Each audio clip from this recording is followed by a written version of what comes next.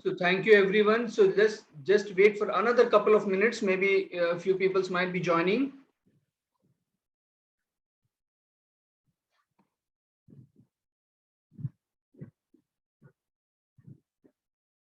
We still have 1 minute to go to for 5. We will wait for another couple of minutes.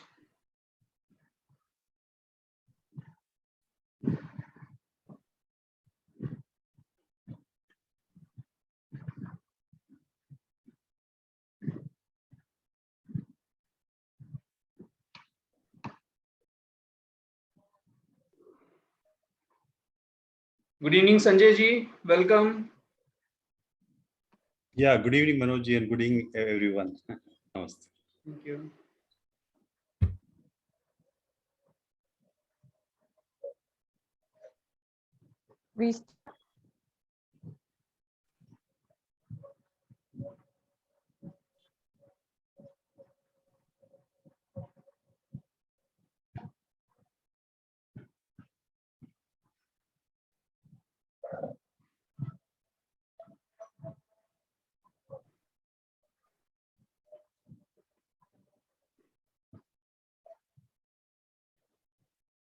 Good evening, Divya ji. Welcome. Hey, good evening, Manoj. Good evening, everyone. Good evening. Good evening, Meghna. Welcome. Good evening. Good evening, Sushma ma'am. Welcome.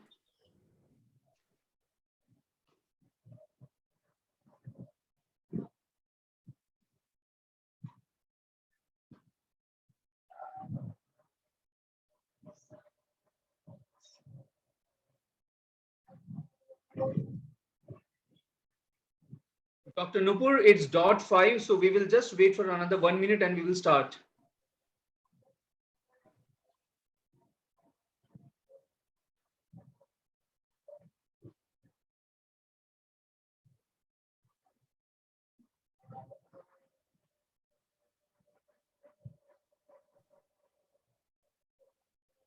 Good evening, Mr. Ramnath. Welcome.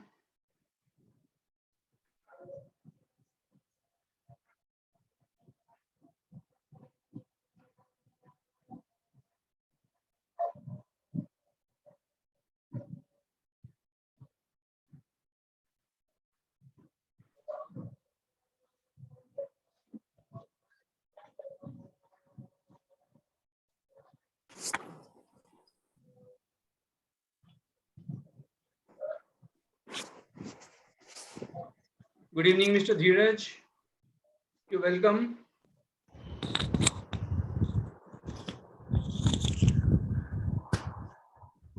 Good evening, sir. Good evening. Thank you.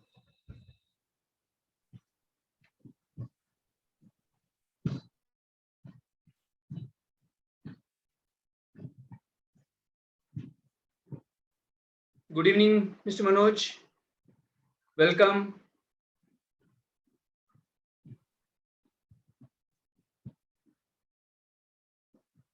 Okay, friends, thank you so much for taking out time and joining this very wonderful session.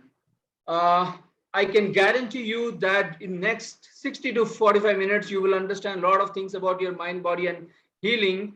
And you will not be disappointed by taking out this time. In fact, you will enjoy and will be blessing for this opportunity. So friends, you all know that the mission of mindful living is to help 1 million professionals to being healthier, happier, and wealthier life.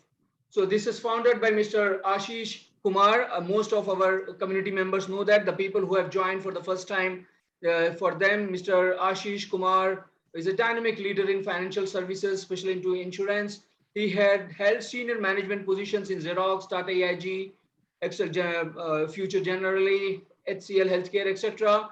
He is a certified mindfulness teacher by the CPD UK and received Train the Trainer certification from Success Resource USA. Mr. Ashish is also a fellow of Life Management Institute from US. So mindful living has delivered multiple hundreds of and conducted sessions on the mindfulness. Few leading organizations are Tata, SDFCL Life, Hero, Macmin, Kotak Life. There's a list that goes on and on. Friends, I would like to take a moment over here and would like to share that this is not a podcast where the guest speaker is delivering a lecture and we will be just listening over here. There would be huge value to take if you participate, and in respect of the speaker, if you switch on your cameras, that would be wonderful, and take notes as and when required. Take notes, that would be very beneficial, because you know that human mind will be able to absorb only the limitations are very low. So if you write it down, you can refer it in your future as well. So with that, I would like to introduce Dr. Nupur Agarwal. She's a specialist in oral medicine and radiology, transitioned into mind-body medicine. She's a mindfulness meditation teacher, specializes in techniques like mental hypnosis for subconscious mind reprogramming, emotional freedom techniques, etc. Dr. Nupur has worked with National Hospital Services London for last 5 years, offering her services to cancer patients. She has presented her research in international conference and published in leading European journal on surgical oncology.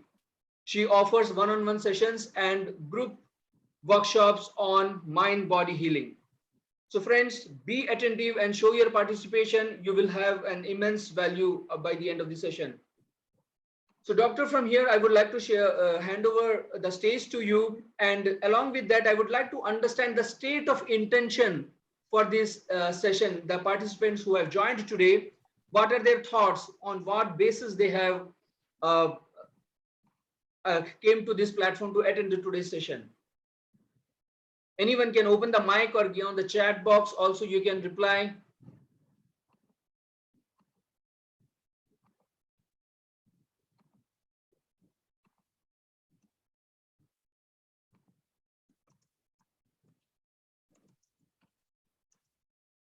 Okay. So I understand there are few new members as well who have joined today. I would request them to join our WhatsApp community, wherein you will be understanding and come to know how the on week basis, whatever the sessions are being conducted on various topics from finance to health, money, etc. A lot of continuous sessions are conducted by the experts. So you can join the community to know that by when the sessions will be committed, and we will be able to welcome you. Understanding the techniques of, okay, great. Divya says that she wants to understand the techniques of the mind-body healing. Rajesh, I'm here to acquire more knowledge on mind and healing process. Manoj, Dr. Nupurji, happy morning. About mind and health. Tangamani, want to understand about the higher mind and health. Supriya Bhave would like to know more how mind and body is connected. Dr. Nupur has an interesting things to share. Thank you so much. Thank you, everyone. Sunita Ghosh, I do understand the link between body and mind. How do we heal the body through the mind? Great, great questions. So here, I once again welcome Dr. Nupur. You may please take over the stage from here. Thank you so much, Manoj. And thank you, everybody, for participating today. Really appreciate you taking out the time. And this is the time that you're investing in your own health. So really well done for taking that initiative. Welcoming each one of you. So I'm going to start by actually sharing what really the word alchemy means. Any thoughts? Anybody has any idea what the word alchemy means and why do we have this today in our talk? It's a very interesting word, and that's why I thought I'll bring it to a It basically means turning base metals into gold. Absolutely, absolutely. And I'm sorry, I can't see who said that because I have to share the presentation. So who was that? Okay, that's me, Rajni Sareen. Yeah, hello, Rajni ji. Thank you for saying that. Yes. Okay. So alchemy is a beautiful ancient science, and it comes from it has its roots in chemistry.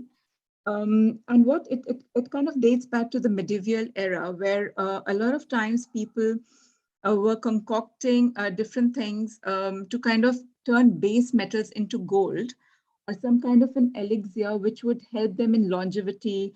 It would help them to create potions that would perhaps be a cure and healing for everything. So almost finding a panacea for all troubles, for all ailments.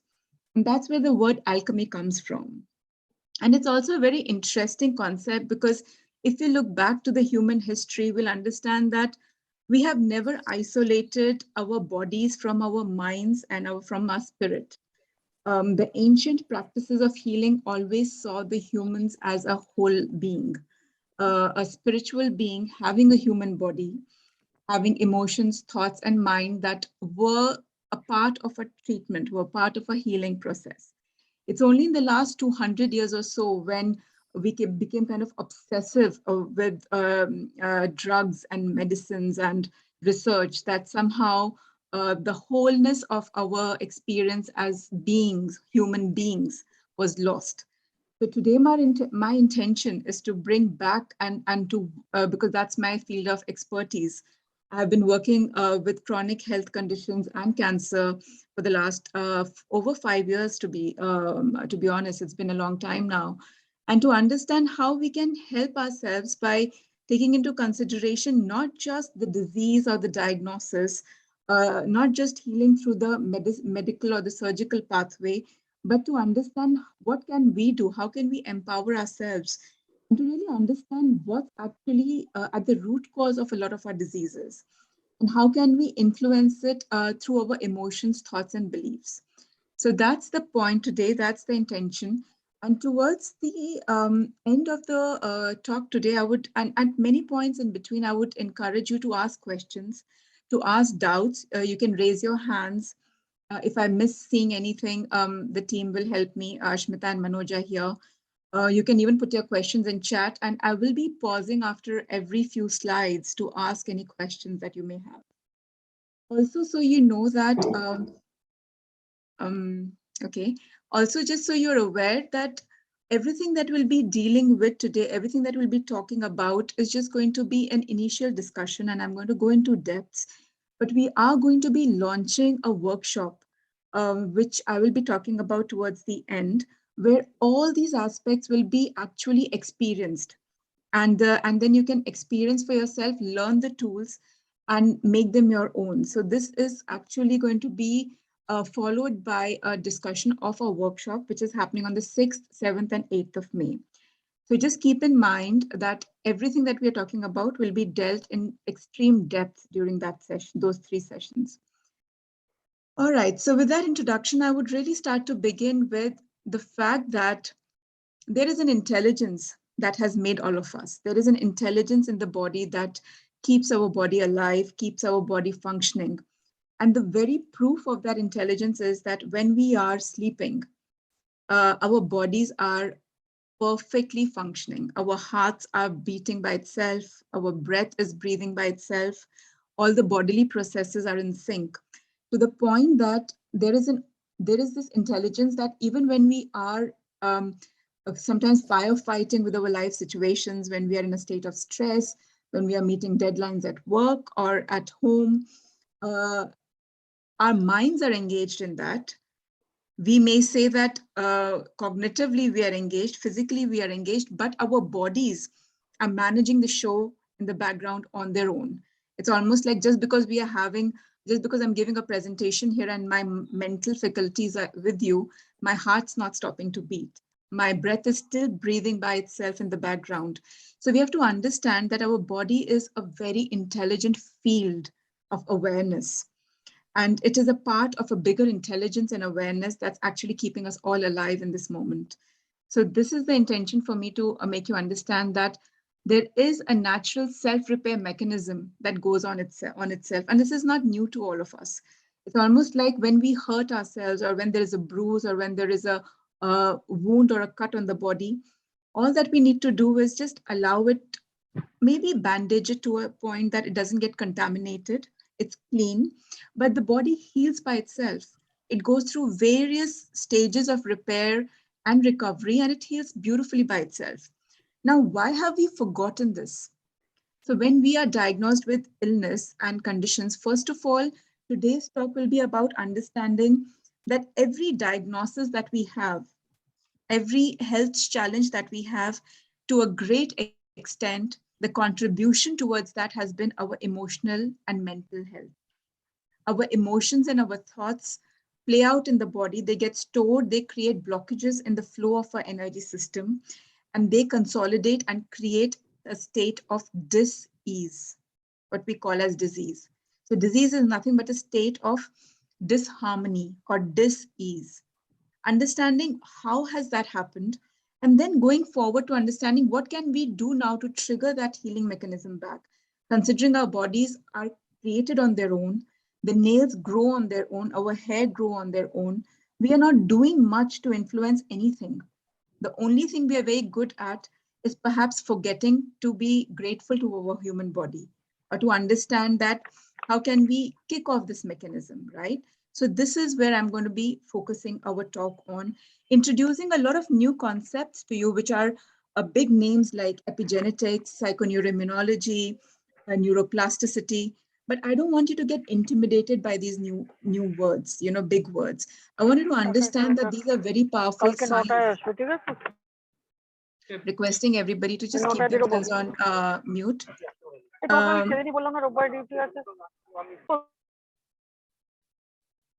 Yeah, maybe I'll just request Manoj or Ashmita to mute everybody in the background if needed.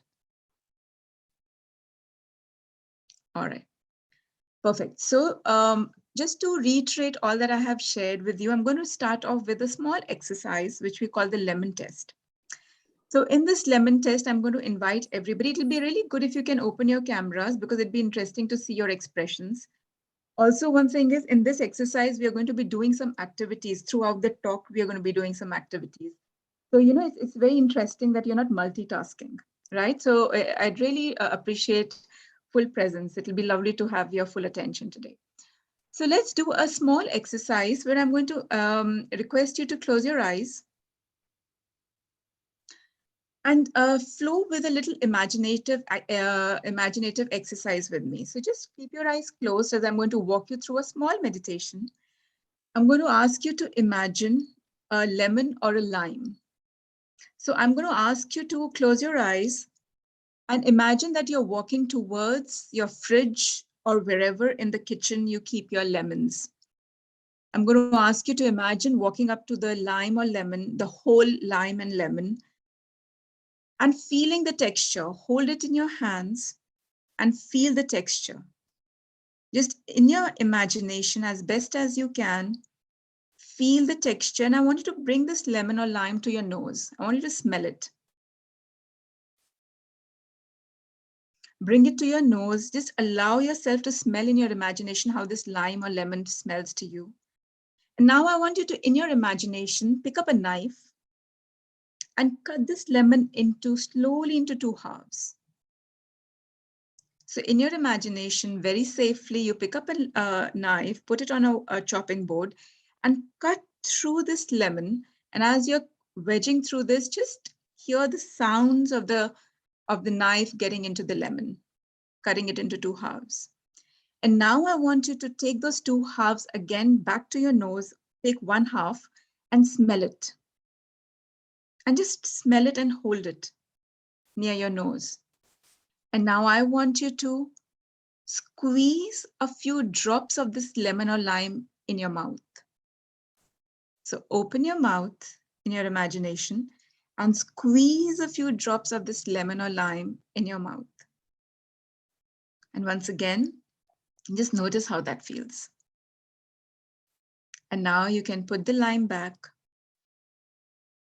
and open your eyes.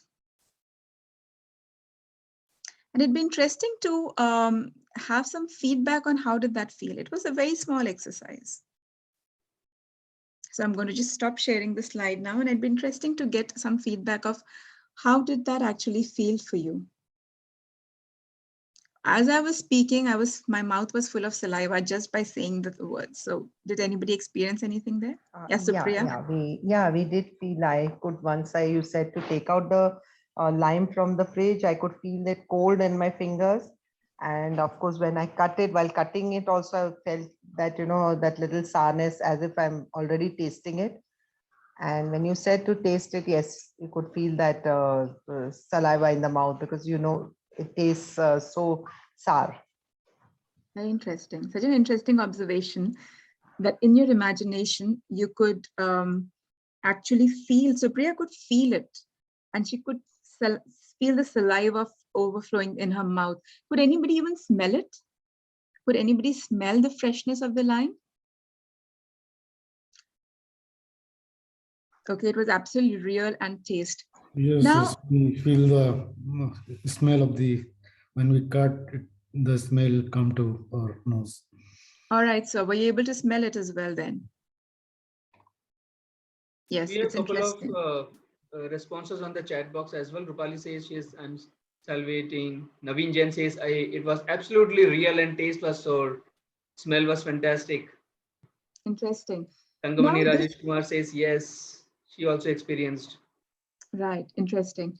Now, some of you, if you have not experienced anything, there's nothing wrong with you. It's absolutely all right. Some of us need a little more encouragement. But what's very interesting to understand is that this was complete imagination, and it was a very short imagination. It was barely 2 to 3 minutes. And in those 2 to 3 minutes, the power of your thought to be able to influence the physiology of the body, this is what's important to understand. Now, what do I mean by physiology of the body? The fact that you could feel the temperature in your fingers or smell in your nose and the freshness, and even sometimes even the sound of cutting through it, and the saliva. Now, saliva production is a very complicated process in the human body. It's not as simple as we think it is. In fact, I'll come back to this point of saliva. One of my patients who had radiotherapy had complete xerostomia, or lack of saliva in the mouth. And through a lot of mind-body techniques, we were able to increase salivation to the point that he was able to go off artificial saliva. So a lot of patients who can't have saliva have artificial saliva. Now, the point of this exercise is to make you understand, A, that the mind has the power of the body because the mind can influence secretions and release of a lot of hormones in the body. Secondly, the mind doesn't understand the real from the imagined. Now, that's a very, very powerful revelation that came to us in the recent years of neuroscience. And what do these functional MRI imaging tells us now? That whether we are imagining something, right, or whether we are actually seeing something and holding something, the mind doesn't know. So if I ask you to imagine the color red, the same centers in our brain get activated in functional MRI if I ask you to imagine or see the color red. So that's a very, very big revelation that we have, that we can have the same triggers just through the power of imagination. And also it's worth understanding that a lot of in our lives, we have actually triggered a state of panic, stress, and anxiety by mere power of thought and imagination.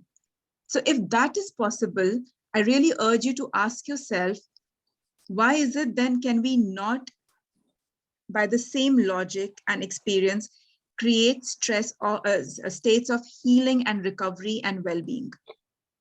And we absolutely can. So that's the intention of going through this small exercise.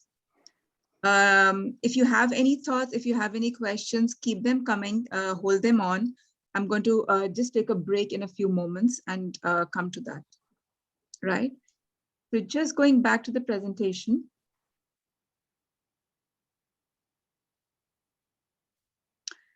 Understanding our nervous system. A lot of us are actually asking that, how can we influence our well-being? How can we influence our healing? And I want to make you understand something, that your nervous systems that we all have are very powerful, right? We have something called the autonomic nervous system. Now, the very word autonomy means something that has autonomy to happen by itself. Now, the autonomic nervous system is what's actually taking care of our heart beating, our stomach's digestions, our breath work. So a lot of things which are happening on their own, right? So that's what the autonomic nervous system takes care of. Now, autonomic nervous system has two very powerful branches, which are called the peripheral, the sympathetic nervous system and the parasympathetic nervous system. The sympathetic nervous system is responsible for our stress response, or what we call the fight, flight, and freeze response. And the parasympathetic nervous system is responsible for our relaxation response.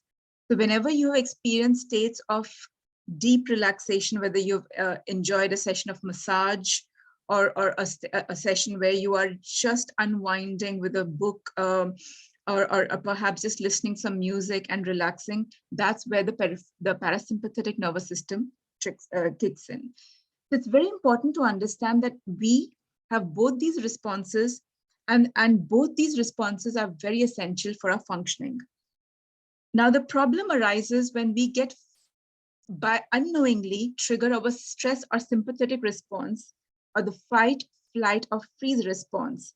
And a lot of times when we are stressed, this response is kind of on a constant escalation in the body. And that releases a lot of stress hormones for us in the body. Cortisol, adrenaline, these are hormones that are important to a certain extent. But you have to understand, when the stress response gets triggered permanently, when we are stressed permanently, that's when these hormones and these biochemicals and neurotransmitters get released to the point that they actually create states of disease in the body.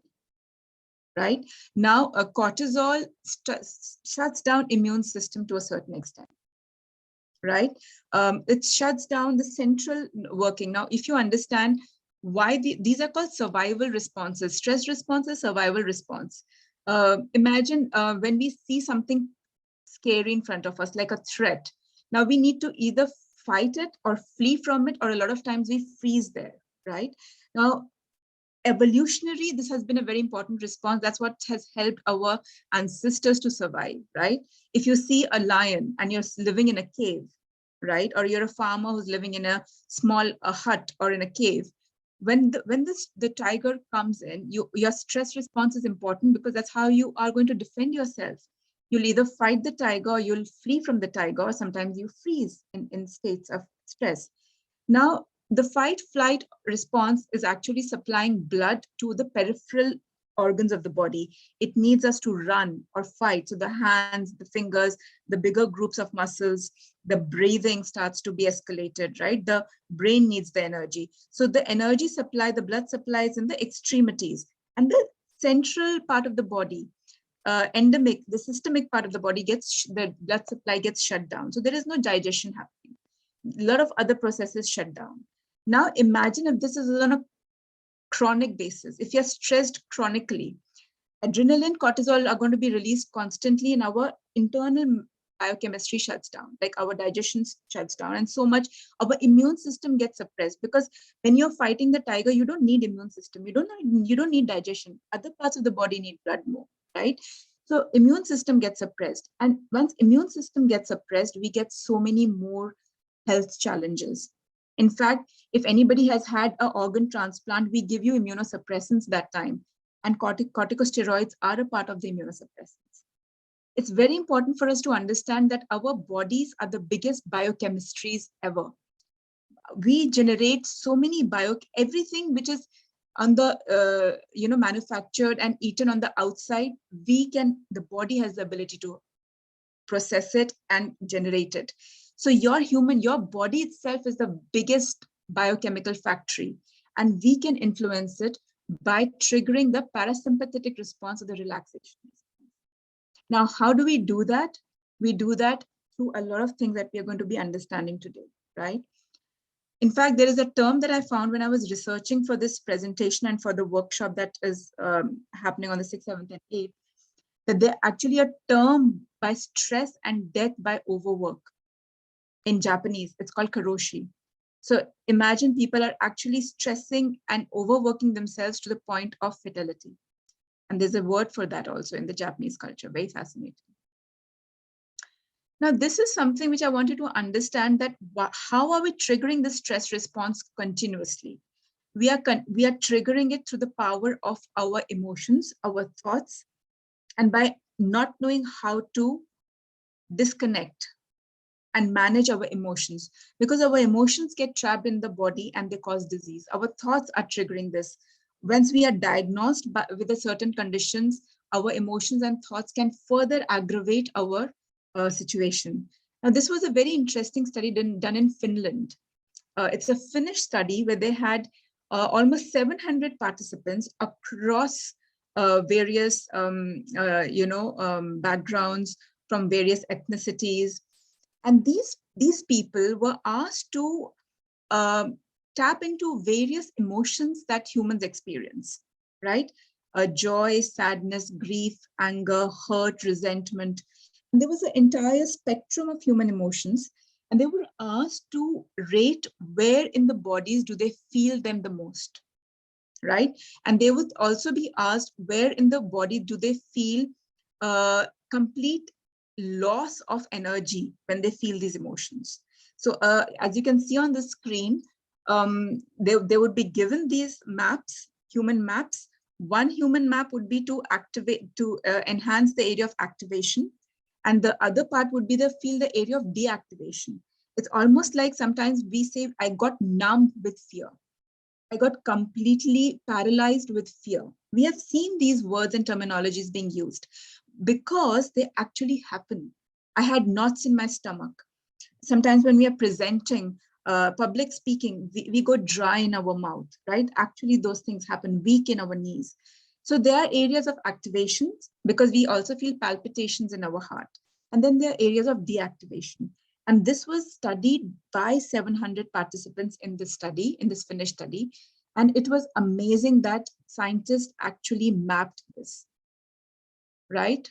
So this is the map that is telling us that human bodies experience and store these emotions: anger, fear, sadness, disgust. And then there are areas, the blue areas are the areas where they felt deactivation, that they couldn't move. There was a complete sense of loss of activity in those parts of the body. Now, this study is actually telling us that our emotions get stored in the body. And our emotions play out because they cause blockages in the energy flow. They create a sense of discomfort and disease in the body, right? Now, this doesn't happen only because of course, it happens because of our emotions and our thoughts, but it also happens a lot of time because of the procedures that we undergo. Like when I was I've been working in the hospital helping cancer patients going through chemo, radio, and surgery, and there are a lot of side effects that happen in the body. I've had patients, especially with radiotherapy for head and neck cancer. There was a particular patient who, as I was mentioning, lost complete salivation. There was a complete loss of saliva to the point that he couldn't speak. Our saliva helps us to speak. Our saliva helps us to chew and digest the food. For him, all these functions got severely compromised. He could not eat and digest. Now, through the power of mind-body therapies, we were able, in a few sessions, to reinstall the salivary component in his mouth, restart the nervous system, the body, and bring it back into alignment to start the saliva to happen, right? And he had a lot of fear, and almost at the point, because when he was getting cancer treatment, he was frozen with fear, right? He had almost, there were times when he had to go through the radiotherapy and he had to wear a mask to stabilize his head, and he had got severe claustrophobia. So it was almost that a lot of these states had become frozen in his experience. And because of that, he was not able to move ahead, even though now he was better, but his body was still stuck, frozen. So remember, fight, flight, or freeze response. He was frozen at the point of the trauma, where he was actually made to wear that mask for immobilization, and claustrophobia had got triggered. So the body has to be moved from those points of trauma. And a lot of times our trauma could be because of abuse. It could be physical abuse. It could be trauma due to verbal abuse. It could be trauma due to actual accidents which have happened, or by the sheer power of suggestion that some people have over us, the power that people have over us. So a lot of times our trauma gets stored in the body in the similar way and manifests in diseases, right? It manifests in pain. And today we are going to, in fact, be doing, once I speak to some of you and ask you if you're going through a certain difficult, challenging health issue, every health issue has an underlying emotional, psychological, and a fear-based component in it. And once we start to dissolve and resolve that, the health starts to improve. So we are actually going to do an exercise today on that. Anybody has any questions at this point before I go forward? I'd be very happy to take them. Otherwise, we're going to be anyway stopping in a bit and taking some of these questions. So before I talk about psychosomatic conditions, epigenetics, and how our personality creates our personal reality, and how it really impacts our challenges, anybody would like to share anything at this point or ask any question? And we will also be talking about the subconscious mind. So perhaps maybe we can go a little further, and once we come to the point of subconscious, we'll take up some questions. Now, a lot of times we hear the word psychosomatic. A lot of times doctors also say that, you know, this is caused by stress. Manage your stress better. We have a lot of lifestyle diseases. We have a lot of chronic diseases, autoimmune conditions like irritable bowel syndrome, chronic fatigue, syndrome, a lot of other health issues where psychosomatic components important. Now, what is psychosomatic? Psycho means mind and soma means body.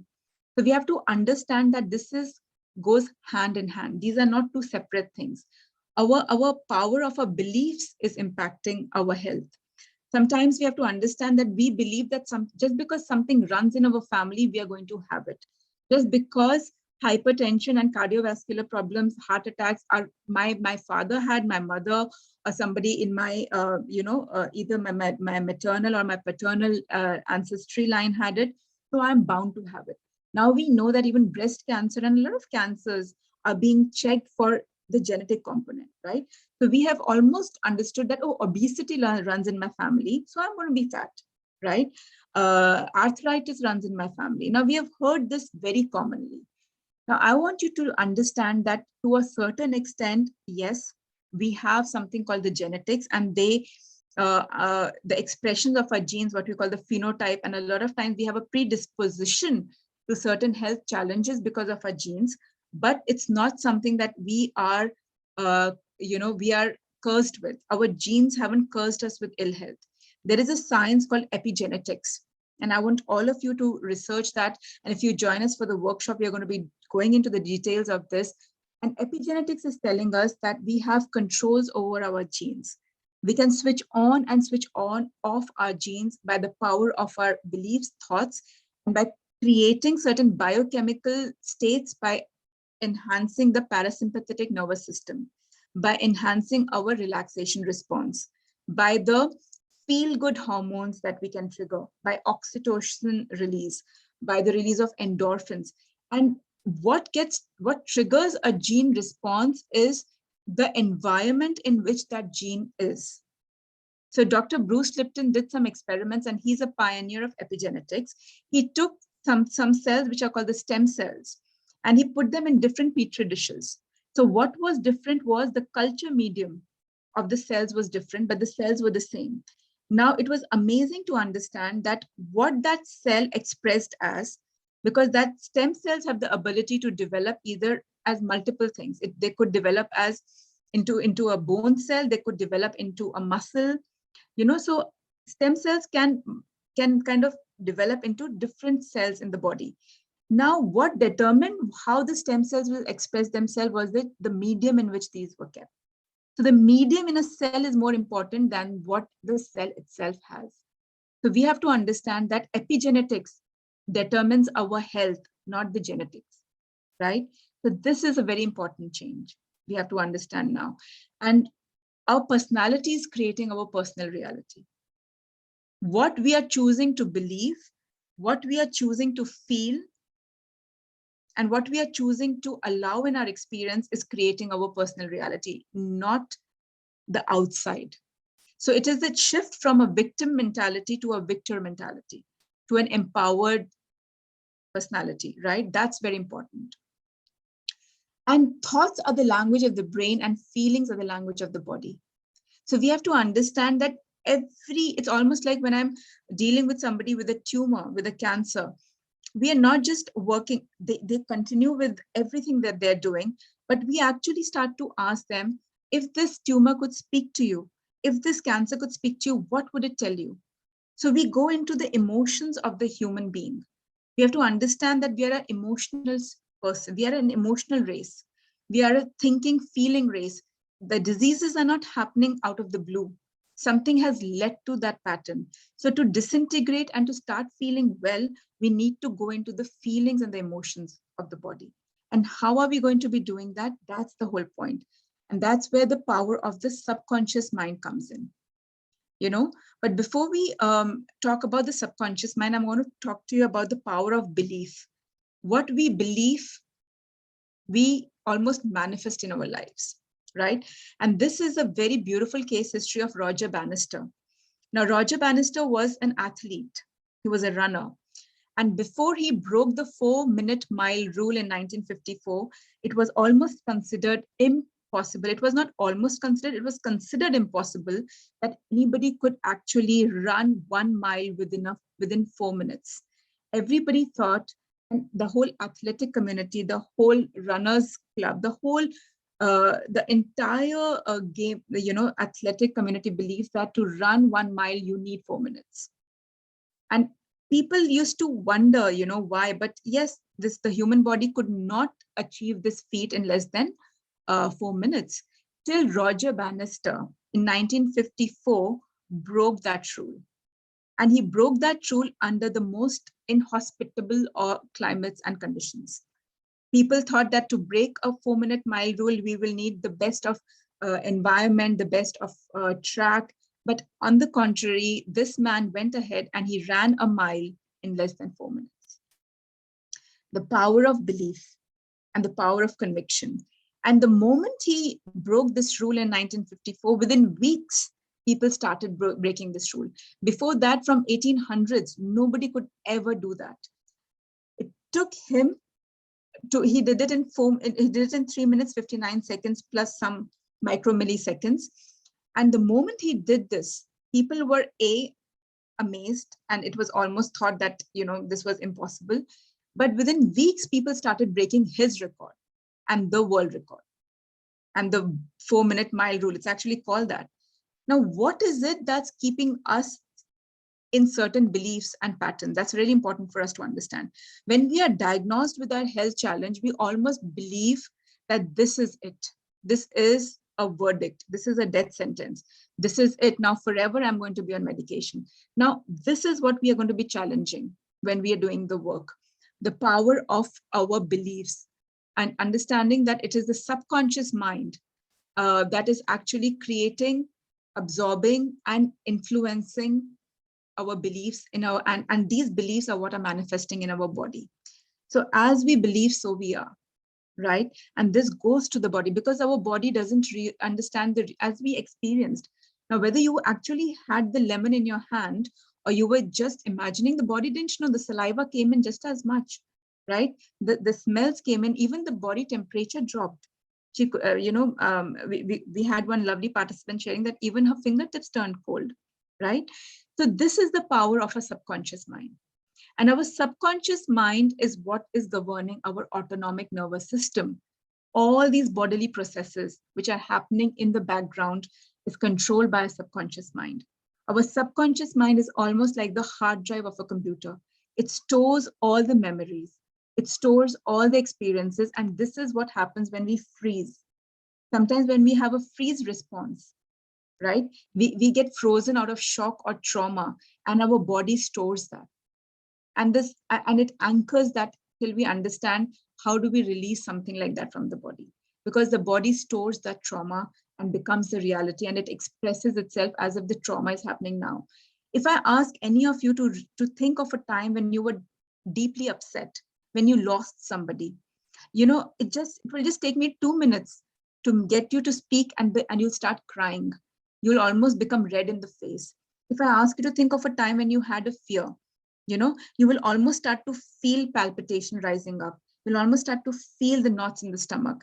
Now, why is that happening? Because the subconscious mind has stored that space as your reality. And the subconscious mind is what is replaying it. right? Now, I want you to ask you, have you ever experienced any of the things that I'm talking to you about? Has anybody experienced these kind of panic episodes just through the power of thinking, or the positives for that matter? Have you ever experienced that? And what is your belief about your disease? I know a lot of us who are on the forum today are here because we have some health challenges. So what are these beliefs that you're dealing with and grappling with? I would really appreciate if you could share some of your experiences at this point.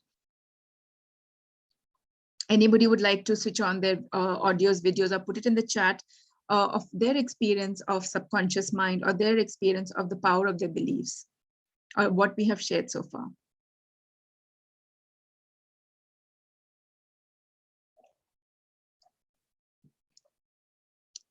Anybody has actually experienced how that the diagnosis that they have received, they have believed it to be their truth, or the fear that perhaps just because I have this in my family line, I will develop that. So doctor, we have a couple of comments on the chat box. Devanshi says that I believe what you say. In fact, Sunita Ghosh, madam, asked that, does this also hold true for chronic obesity? Absolutely. Absolutely. In fact, in obesity also, we have a lot of emotional, we do have physiological reasons, we do have hormonal imbalances, but there is a lot of emotional and mental processing that could have led to a sense of deep. In fact, I had a patient who had undergone abuse as a child.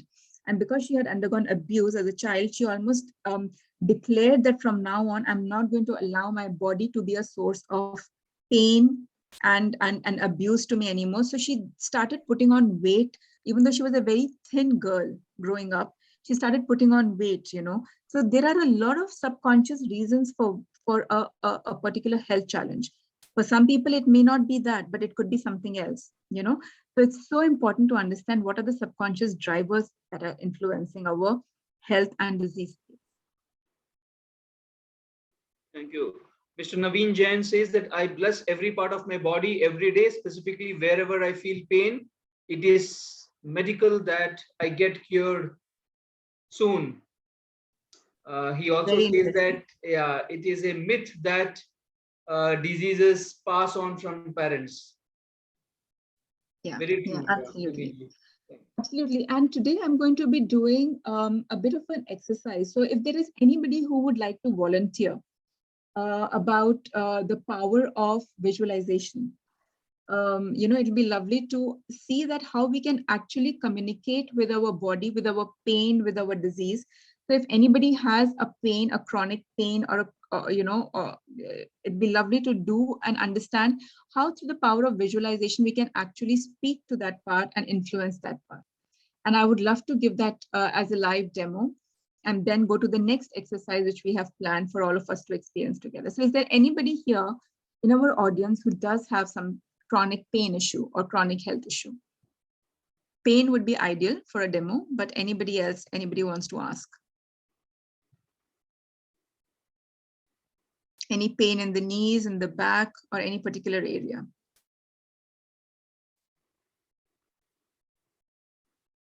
You can unmute yourselves, or you can write it in the chat. It'll be good if you can put the cameras on for this particular exercise.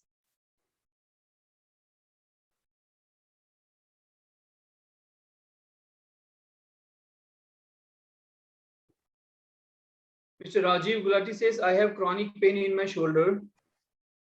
Okay. All right. So Mr. Rajiv Gulati, would you like to go through this quick powerful visualization and understanding about the pain? Yes, I'm happy to be the person to get involved with it. Yes. Okay. So could you tell me a bit about this pain that you've been experiencing? How long and what kind of pain is it? It's been there for a couple of years. Okay. Okay.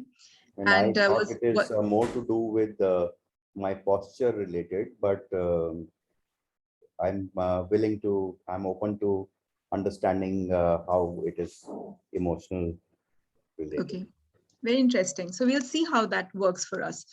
Thank you for volunteering, because it's very important for us to understand that we can actually experience this. and see how we can allow it to go. Now, so this is a physical challenge that we have. Now, if you also have, so this is one part of the exercise. And second would be if somebody is feeling a deep sense of frustration, fear, anger, or any emotion, right? And a lot of times because of our pain, we do have a emotional angle, and because of our illness or diagnosis, we do have a lot of emotional baggage with that. And that kind of aggravates the problem, and this could be just a life situation, or it could be a health situation. But because Mr. Rajiv Gulati has talked about a physical pain, so we'll first talk about that. So Mr. Rajiv, I'm just going to ask you to sit up straight in a reasonably comfortable situation and close your eyes and take some two, 3 deep breaths. And if anybody has a pain in the body, please follow along. You can do it with your own discomfort, with your own pain. And I just want you to take 2, 3 deep breaths of awareness.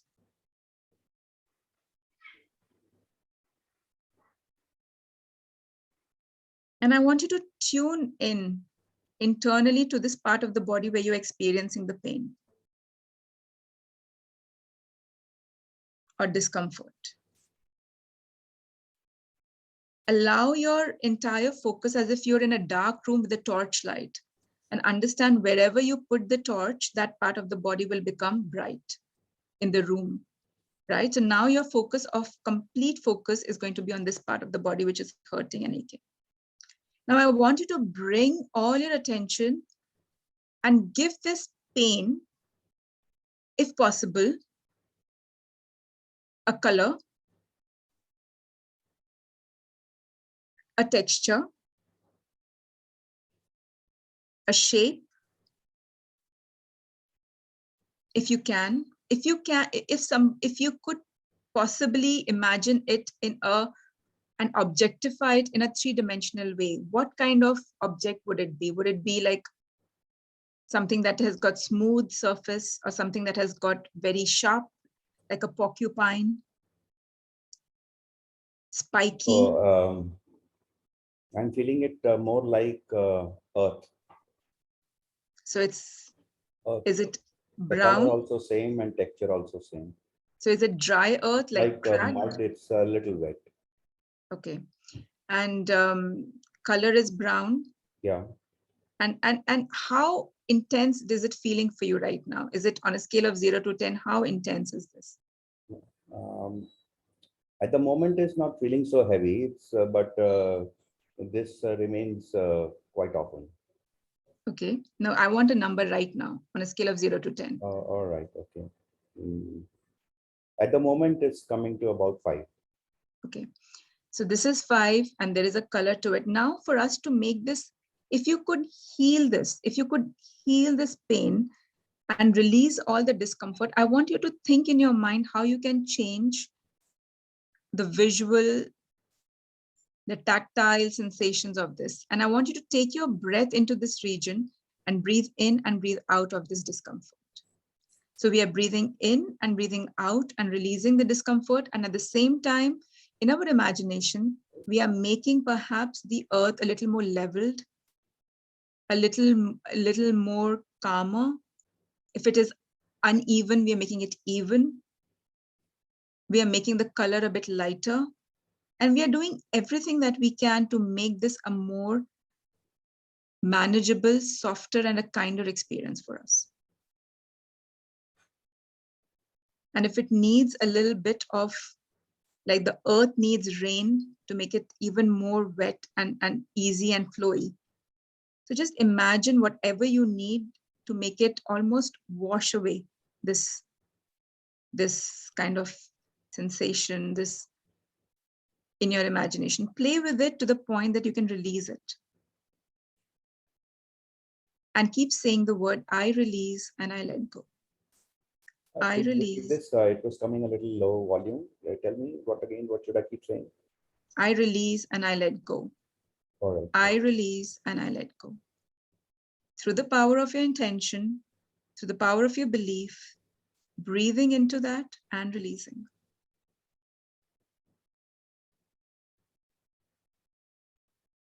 And now I want you to ask yourself, are there any emotions?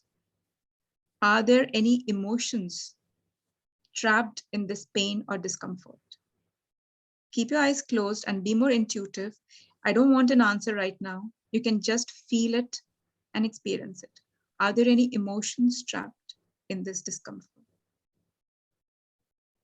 And just see what answer comes up in your own heart, in your own mind.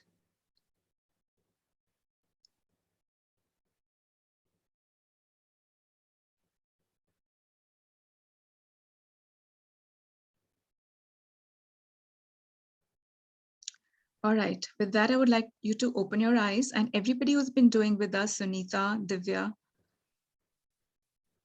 and any other people, because their cameras are on, I can see that. But this was a very, very short demo for us to understand how we can tune into our discomfort, how we can give it a shape, a color, a texture, even a temperature usually, and the emotional component of this. And if anybody wants to share, Mr. Rajiv, since you were doing it, tell me, how did you feel with this brief exercise relating to discomfort in a new way? How did that feel for you? Okay, so I found it that while I was visualizing the rain and washing away, the letting go was so much easier. And it was as if it was just getting washed away. And earlier, when the wetness occurred, it became more pliable and manageable. And towards the end of it, it was like, yeah, I can handle it, and things will be under control. So the thought and emotion which you said about, that came along with the feeling was something like that. The experience of life is weighing a bit heavy on me at the moment. Yeah. Yeah. Or sort of like I'm finding myself overburdened beyond my capacity to handle what I have chosen to handle. It's very interesting, Rajiv. It's almost like, we say we shoulder the burdens of life, and we use this term also. The life itself, sometimes we feel is overwhelming, and we are holding all the burdens on our shoulders. And a lot of time, our bodies are listening to us all the time. We think it's only our brains that have neurons. We talk about something called neuroplasticity, where we understand that we have neurons in the brain, but we also have something called sensory neurites in the heart. We have sensory neurites in the heart that also are connecting with the brain. So we have to understand that our emotions of overwhelm, feeling burdened, get absorbed in the body, and they play out in different areas of pain and hurt and discomfort, right? And this was something as small as 5 minutes, literally even less than that. So imagine if you can really go deeper into this work and really work through this emotions and layers of, it's like almost an onion. We think of physical discomfort as an onion. We start peeling off the layers of onion one at a time and de-burden the pain, the discomfort, and the tumors, and unravel it. And that's what we do in the process.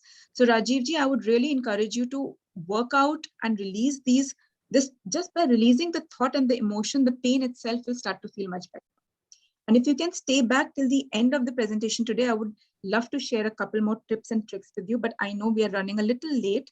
So I'm going to just finish the presentation, tell you all about the workshop that is happening, and then I'll come back to individuals. Divya, Sunita, I know you were all also doing it along. So I would love to hear your experience as well towards the end. Thank you so much. And if anybody else has anything to share, we shall go with that as well. Now, one of the key things in our healing journey, in our life situations, whether we are feeling frustrated, whether we are feeling miserable because of a life situation, a relationship, finances, or health, is for us to understand that what we resist persists in life, whether it is your diagnosis or a challenge. So one of the key things of first settling into a sense of comfort is to accept, embrace, and allow. So the answering yourself, questioning yourself and asking, can I embrace all of me? Can I embrace this health challenge? Can I embrace this life challenge?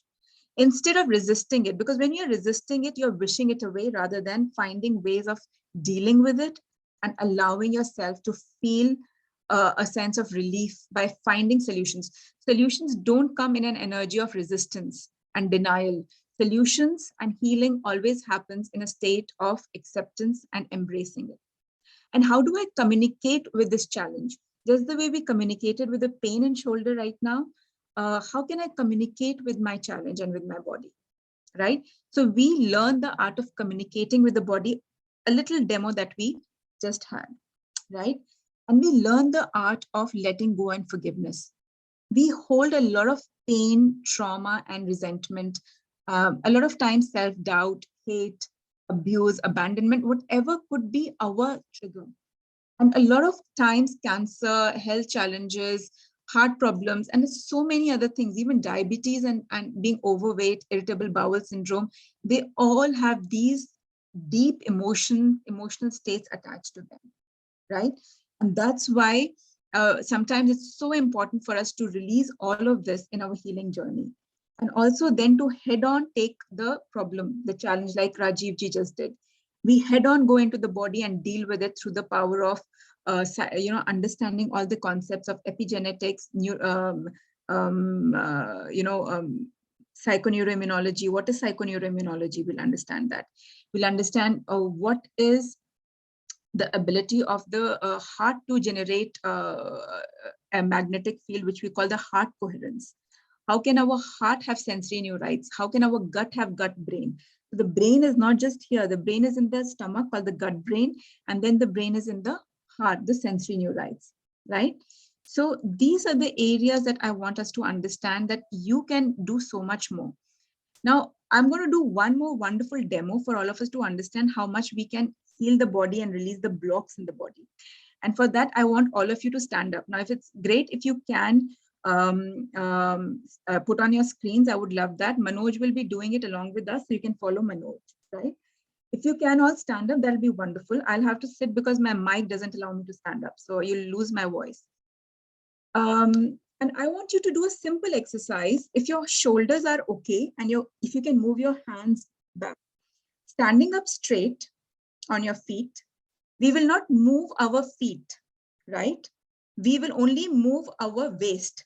I want you to bring your hand in front of you, thumbs up or fingers straight, and then turn your hand back and notice the maximum point till which you can move your hand back. So now you can start moving your hand back and see to the maximum point to which you can move your hand back, and make an imaginary point in your awareness that this is the maximum point to which I can take my hand back. Beyond this, I can't. So draw a line on the wall or make a mental association that this was my maximum and come back, right? Now I want you to see by tapping, this is called emotional freedom technique. We are going to tap 2-3 rounds on the body. We start by tapping at the starting of our eyebrows, and we are going to say the words, I release and let go. You can say it in your own time. I release. Side of the eyes, you can all watch me. I release and I let go. Below the eyes, I release and I let go. Below the nose, I release and I let go. On the chin, I release and I let go. On the collarbones, I release and I let go. Under the arms, 3 inches under the arms, I release and I let go. Top of your head, I release, I let go. Again, beginning of the eyebrows, staying with the statement, I release, I let go. Tapping gently, don't be very harsh. Side of the eyes, I release and I let go. Just stay with this mantra. Below the eyes, I release and I let go. Below the nose, I release, I let go. You can keep watching my face as I'm doing it. I release, I let go. Chin. And some deep breaths, out breaths. Tapping on the collarbones. I release, I let go. And the last point below the armpit changes. And now I want you to put your hands down and take 3 deep breaths. And with each deep breath, just keep saying, I release. And the last breath. And now I want you to bring your arms in front. the same way. And now I want you to go back the same way and notice how much further you can actually go. Keep going, keep going, keep going. And now notice, has there been a shift in how much further you could go? And bring your arms back and settle down.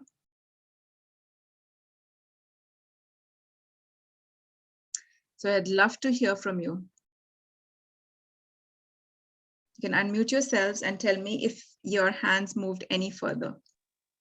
Yeah, it did. Amazing. There was definitely an increased distance that, I could move. Very interesting. Thanks, Divya. Anybody else felt a change? For me also, more than almost 1.5 feet, I was able to stretch more. Wonderful, wonderful. I thought I saw Supriya also moving much beyond this. Yeah, Nupur. I could also go beyond.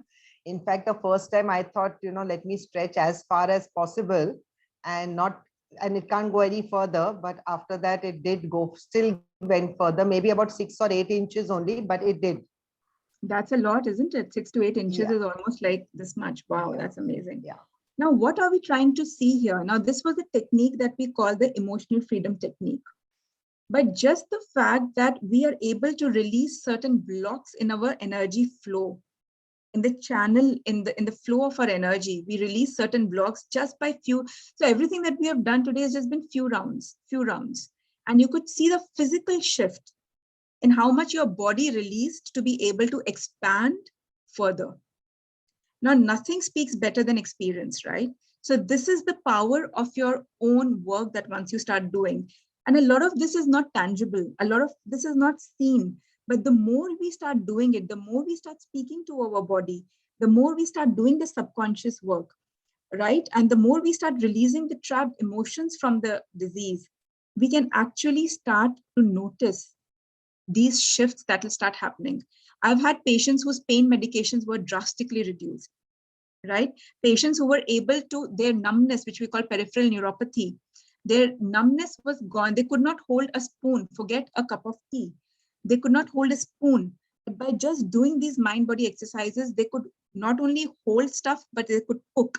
They could go back on sites and resume their work. They could go for marathons, right? So this is the power of communicating with our body, our own selves. And who has this power? We all have this power.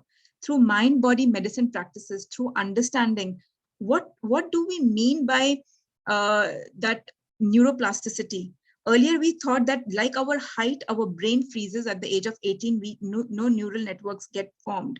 But now we know that through neuroplasticity that we can make new neural networks. We can make neural networks for well-being and health and healing, just the way we have neural networks which are causing production of cortisol and adrenaline in the body, right? So there is so much that we can do. And this is what I want us to understand, that don't ever think that you are helpless, that you are at the mercy. We have to stop outsourcing our bodies. We can get medical and surgical help, but understand you can do so much more to help yourselves heal. I want you to take a screenshot of these questions or take a picture of this and actually ask yourself these questions. These are very, very powerful questions that can actually set you off on a complete healing and recovery path. And you will also be given this recording. You can always go back to this slide. I'm not going to go back to each question. These are very powerful questions. And write a self-prescription. So if you decide to, I would love to have you join us for the workshop, which now Manoj is going to be telling us more about. But if you don't join us for the workshop, I want you to at least have this previous slide with you and this self-prescription with you. So you've had a lifetime of getting prescriptions from your doctors. Honor them, never stop any medication on your own, but now make a self-prescription for yourself. And ask yourself, what can I do to heal, to feel better, and to really understand my power over my own health and how my thoughts and emotions are challenging my own self, my own well-being. At this point, I'm going to stop. And from this point, I'm going to be talking about the workshop. But if anybody has any questions, please ask at this point. I'd love to hear from you. Hi, Nupur. So the last point you said, surrender attachment to outcome. What does that mean? Okay, it's a very powerful point, Divya. Thanks for asking that. A lot of times what happens is that we are so fixated on feeling better that we forget that in the present moment, we are making ourselves more stressed about wanting to get better, right? So when we are doing a lot of practices that we have done today, we have understood today, or we'll be doing in the workshop and the webinar, sorry, in the workshop that's to be followed, we let go of the outcome. We don't get so fixated on the outcome. We trust the process. We trust ourselves and we trust the present moment awareness. We understand what is present moment. We understand what we are doing right now is enough. And we expect miracles, we expect healing, but we are not worried and fixated on that. So we surrender the attachment to what will be, right? Now it's almost like a farmer who sows the seed, and because he's not able to trust and surrender, he keeps coming back and check and keeps digging the seed out to see if it's sprouting. It will never sprout. We need to let the seed be buried under the ground for some time. We need to water it. We need to give it the time to sprout, and we need to trust and let go. And we know that in due course of time, it will sprout and it will give us the results. So that's the kind of surrender that I'm talking about. And it comes by practice. It comes by understanding. So this is a very, very important key point. And we talk about quantum mechanics. We talk about quantum physics. We talk about that there is a power in the universe that's making everything happen.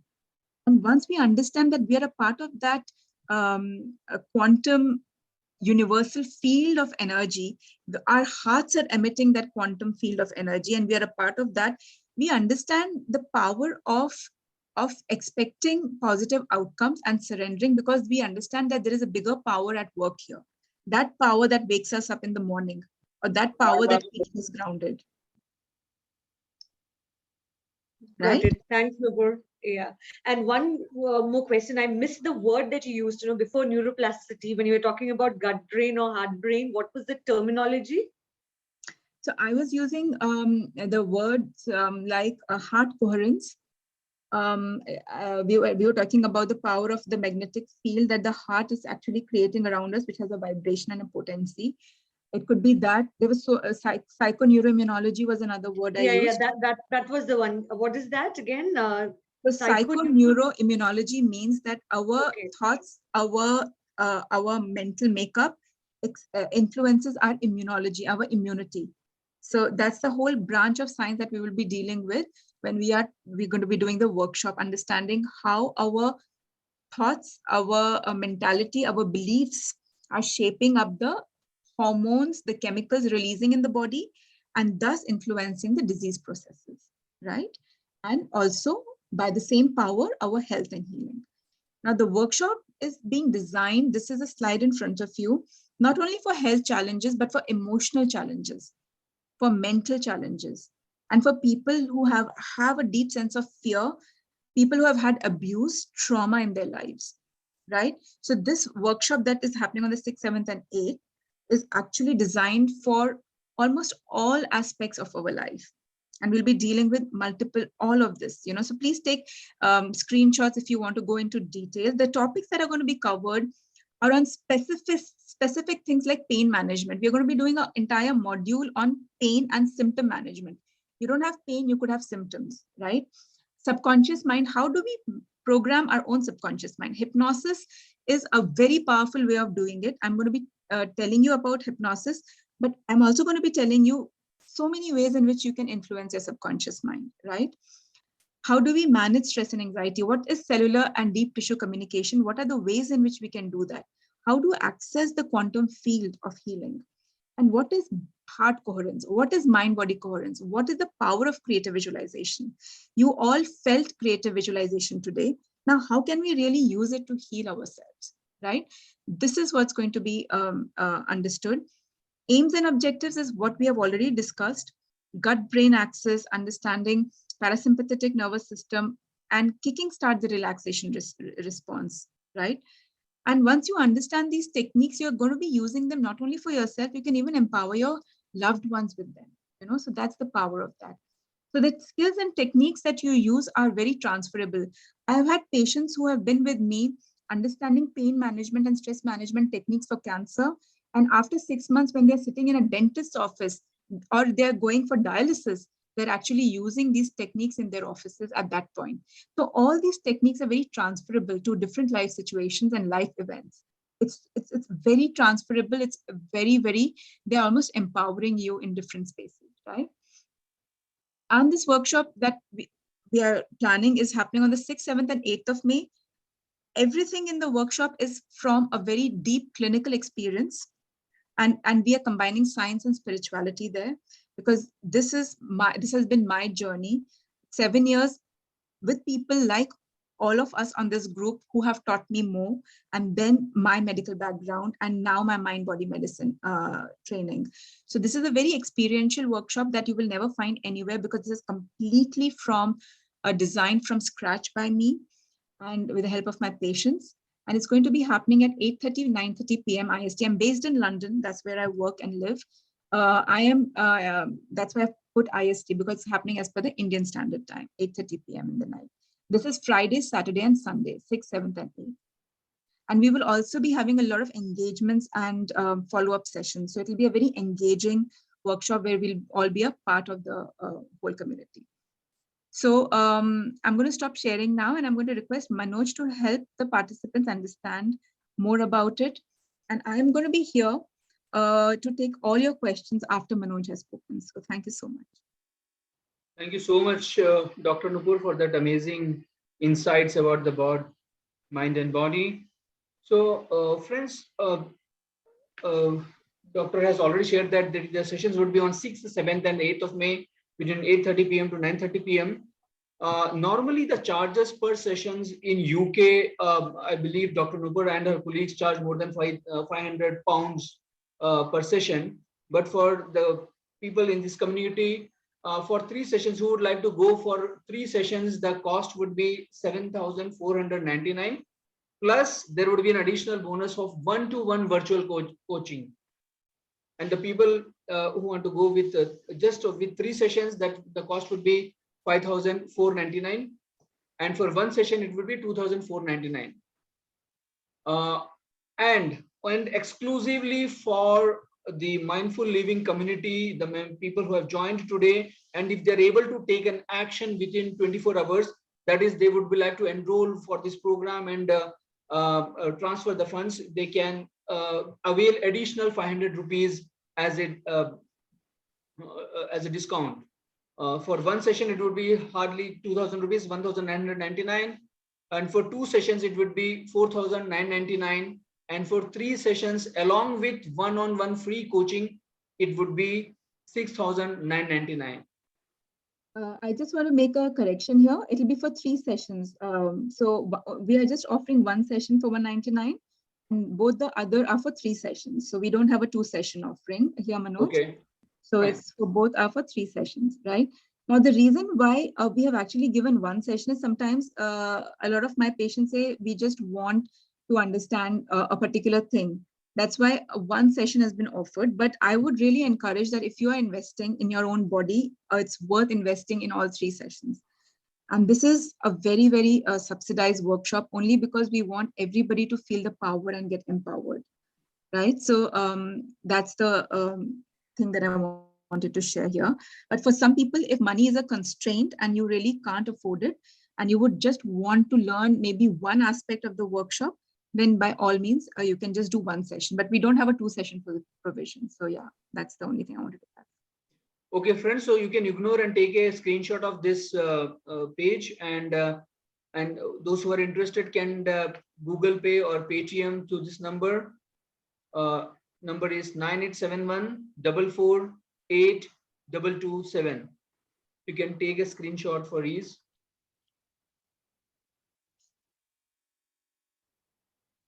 Can you show the screen of 3 sessions? Maybe the previous slide would be better, Manoj. And then everybody knows that they're anyways getting a 500 rupee discount. So. Yeah. And you can let us know, you can contact Ashmita. And if anybody wants to have any questions, yeah, payment by net banking also. So Ashmita will be sharing that. On the price point, if Sini here. you can elaborate again. So the 3 session is 5500, is it? Yes, and if we are doing it within 24 hours, then the mindful living is giving a 500 rupees discount. So it will be 5000. Okay. That's right. Okay, got it. I had one question. That Yes, how please. long will this one-to-one session with you, Dr. Agarwal? It'll be it'll be a one-time session. One-to-one will be a one-time session. So during the workshop, I will be also, though it's a 1 hour workshop, but I would say keep 1.5 hours. I will be taking up individual challenges and speaking to everybody who will be on the workshop and making it very specific. But if you are doing a one-to-one, then as per the package of the session, it will be one-to-one coaching session, which will be a part of it. My question was that how long will I get with you? You will get 1.5 hours. 1.5 hours. Okay. 1.5 hours, one-to-one. One-to-one. Okay. For Sini here, good evening. Hi, Sini. My camera is not on. I have some internet issues today. No problem. However, my question was the one-on-one coaching session which you're having, what would you be doing in that? It's actual healing process or is it registration? So, Sini, on one-to-one WhatsApp, so basically I do one-to-one programs in the hospital. I do one-to-one patient consultations. So one-to-one is going to be a very private space where you can really go down into the depths of your own emotional stuff that you perhaps can't share with the community at some point. Yeah. So when we start the workshop, there'll be many people in the workshop. And sometimes we can't understand our own traumas and we are very reluctant to discuss them. That is one aspect of one-to-one coaching. Then secondly, sometimes we need a little bit more hand-holding and more attention because of a health challenge or a particular life challenge, right? So one-to-one is basically a coaching model that is anyways followed internationally for people who would want a deeper and a individual support.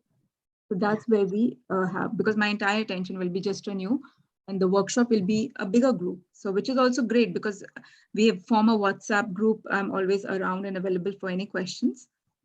But one-to-one will be a part of that.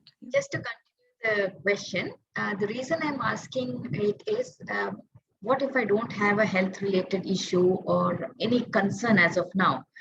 So does it make sense to take one-on-one or, because if it's only the healing related coaching that is happening, then it may not be relevant. But if it's a overall discussion, just to understand a little more about the mind and how it works. And, even if those things are being discussed in the one-on-one, if we don't have any health related issues, then maybe opting for the one-on-one would be helpful in my case.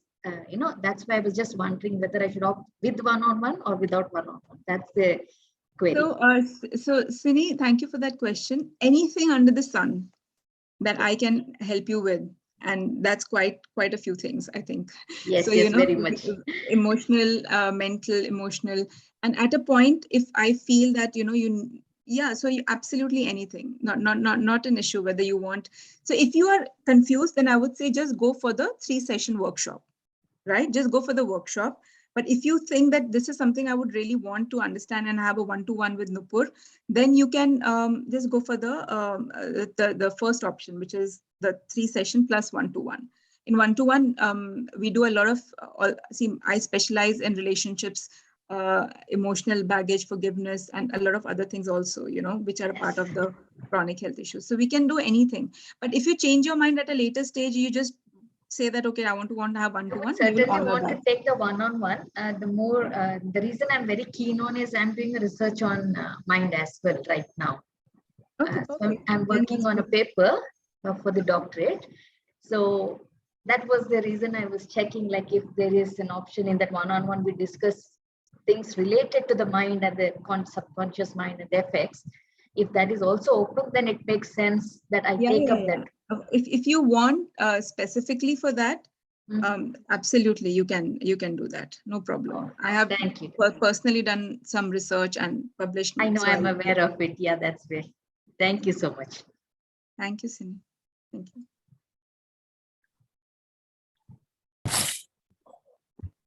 Anybody else has any questions? Any thoughts?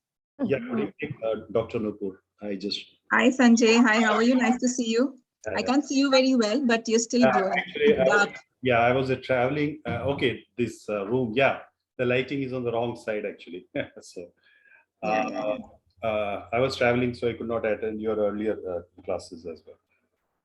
I No just problem. want to ask you, how is this going to be different from your earlier class, sessions which I attended? Yes, so we are doing, that was a 2-session workshop that you attended. The third was a bonus session. So this is a 3-session workshop, which will have maybe a bonus session later on. And we are doing a whole new module on symptom and pain management. So, and on forgiveness and letting go and resentment. So a lot of times we don't realize that how much of our resentment and hatred that we hold on and subconsciously is causing a lot of harm to us. So this is going to be a deeper dive, so to say, from the first workshop that you were a part of, and a very active part, I must say. So thank you for that. And it will be a good revision for you if you're interested, Sanjay. But secondly, you will have a lot more in-depth signs of, if I'm feeling anger and I'm an angry, I label myself as an angry person. How do I deal with that? We will see the body, we will actually see how the body is responding to anger. How do we release anger and resentment? And then how do we heal from that? Secondly, this workshop is focusing only deeply on pain and symptom management also. So that's the difference. Okay. And one question is from the session, that neuroplasticity, you said, so what is the medical record of plasticity taking place at, till what age maximum? And whether the rate of this thing is same at all ages, whether at 20 or 40 or 50, the change, the rate is identical in all the cases? So the rate, I have a feeling it is. I'm not sure about the exact answer to that, but I believe it is, because the recent research that has also come up in dementia is that the more active we are cognitively, the more we can delay onset of a lot of dementia-related conditions, because our neural networks get formed. There is no age to neural networks forming. So that's why it's so powerful. If today I ask you to learn a habit, maybe you're a little slow in your reflexes. So maybe the rate might be slightly slow because our reflexes slow down with aging. Okay. But the neural networks keep forming at every age. And this is so powerful that if today I decide that I'm going to practice something for my body, you'll actually start making new neural networks. And through those neural networks, what happens is chemicals get released in the body, which will be pro-healing recovery. So there is no age for sure, but because our reflexes are slow, maybe it takes a little longer for those neural pathways to get formed. So there is no upper age limit for neural? No, there is none. Luckily, thank God, and it's very empowering to understand that. Yeah. So this particular realization to the medical faculty, this is how old is this concept, this neuroplasticity? It's a very new concept. It's in the only last couple of decades that's come up. Okay. And that's actually a game changer for a lot of other things in our healing. So something like 20 years or so? Maybe a little more, but not longer than that. Okay, thank you. Thank you. Yeah. Divya, you were unmuted for some time. I think you had a question. And also, I think Sunita, I'm not sure. No, yeah, Divya, go ahead. Mistake. So I had muted myself after that. Oh, no problem. That's fine. That's fine. Dr. Nupur, we have Mr. Rajiv Gulati and Manoj Haji, who's already taken a decision to join the program. So wonderful. I would be at 12, so I would make the transfer on Google Pay later. Okay. Okay. Okay. Thank you, Divya. And also, this is something that I would really recommend for all of you who have hung back and you're still a part of the conversation. Thank you for staying longer. If you know some people in your friends and family circle, by doing 3 workshops, three sessions, you can really help them to empower themselves. So I have a lot of cancer patients who I run this workshop for here. And, it's a very beautiful adjunct for, along with their chemo, radio surgery, and whatever they're going, it really empowers them to feel that they're not at mercy of doctors and surgeons. They can influence their healing in so many ways. So really would appreciate if you could spread the word. You'll be doing a lot of service actually in the community by helping people to become self-empowered. And that's the intention. And if you know anybody who may be struggling with the funds, we would be very happy to consider them for discounts, further discounts. So don't let shortage of money be a point to stop. Our intention is to help people as much as we can. So please do get in touch. Yeah, thank you so much.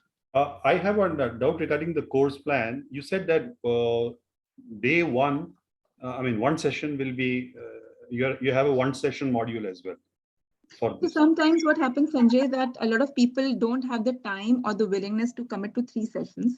And we get asked a lot that, can I just attend one session to see this? And next time when you're doing the workshop, I will attend all 3 sessions. Yeah. So for a lot of these kind of queries, we have given that if you just want to come for one session, you pay this amount.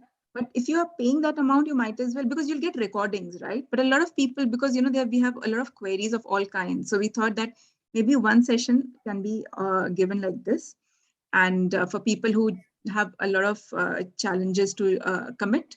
And they all, because we keep rolling this workshop every, we have just started with this. This is the first time it's being offered.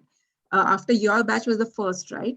So when we are doing it again, if they want, they can always come up. But I personally recommend take the benefit of commit to your health, commit to your life, and just take 3 sessions. It's nothing for 5,000 rupees. I think it's a steal. Yeah, no, it's not for me, but just to tell someone else. If they want just one session to experience that, they can do that. The only thing is, what are the topics will be in the session 1 and leftover? Is there any bifurcation like that? So session 1 will be all about the power of, we will be going deeper into understanding the heart coherence, the coherence model, quantum physics, and the field of energy that we are. And second session will be based on power of subconscious mind and subconscious mind reprogramming. And third session will be based on pain and symptom management exclusively. So these are the 3 broad categories, and a lot of content will be there, as you have experienced, Sanjay. You have experienced. Yeah. You experienced 2+1 bonus, but now it will be 3+1. 3+1. I'll be joining this course. The only thing, the Saturday module, I have a clash with my own other work. So you'll get the recording, Sanjay. Okay. Okay, right. There'll be a recording done. Everybody will get a recording for sure. Okay, I will join your course. Thank you. All right. Thank you, Sanjay. Thank you so much. Wonderful. So if there are no questions and if there are no doubts, we would bring the session to a close. Thank you so much for hanging in there and being with us throughout the entire journey. Let me know if there's any last ending question. Otherwise, we'll close the session. Thank you. Thank you. And the thing that you experienced was EFT. We have a separate EFT module in which you learn EFT in a separate course. But in this course, I'll be also teaching EFT, Sanjay, which you didn't learn in the first course. So I'll be touching upon the basics of EFT also, which is very good for pain and symptom management, which you all experienced today. EFT, right? What is the full form, madam? Emotional freedom technique. Okay, thank you. The tapping that we did today, and I don't know if you saw that, everybody experienced. Yeah, I know that. Yeah, so that's what we will be doing. We won't be learning because it takes 3 sessions to learn it, but we will know how can we do it for ourselves. So we'll do a mini module for EFT in that course. Okay. Yeah. Okay, everybody, thank you so much for hanging in there. It was lovely, and hope to see you for the course. Bye. Thank you. As always, it's been a wonderful session. Thank you so much. Thank you. My pleasure. Thank you.